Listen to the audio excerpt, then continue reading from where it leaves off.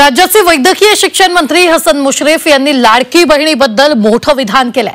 लाडक्या बहिणींना 2100 रुपये योग्य वेळी देण्यात येणार असल्याचं, त्याशिवाय आगामी निवडणुकांमध्ये महायुतीला मतं मिळणार नाहीत असं विधान वैद्यकीय शिक्षण मंत्री हसन मुश्रीफ यांनी केलंय। महायुतीनं निवडणुकीत लाडक्या बहिणींची मतं विकत घेतल्यानं त्यांना 2100 रुपये देणं क्रमप्राप्त आहे असं जितेंद्र आव्हाड यांनी म्हटलंय।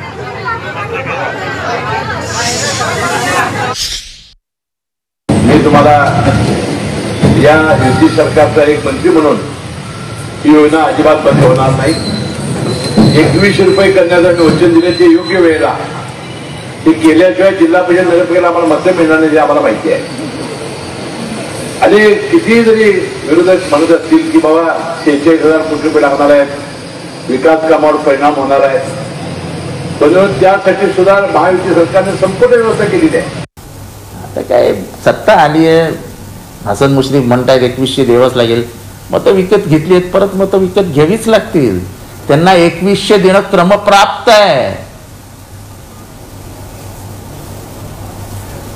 लाडक्या बहिणींना आता सावत्र वगळून देऊन चालणार नाही, कदाचित 2100 ते 3000 करावे लागतील। घेतलीत ना मतं विकत पैसे देऊन, बघा आता घ्यावीच लागतील। याचाच अर्थ निवडणुका लक्षात घेऊन तुम्ही या सगळ्या गोष्टी करतात हे तुमच्या वक्तव्यातून स्पष्ट होतं।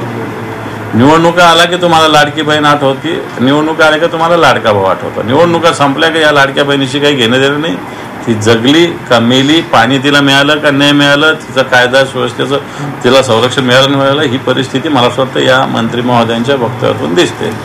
सर्वांची अपेक्षा आहे हसन मुश्रीफ जर म्हणलं असेल तर तीच गोष्ट त्यांनी अजितदादाला सांगितलं तर बरं होईल।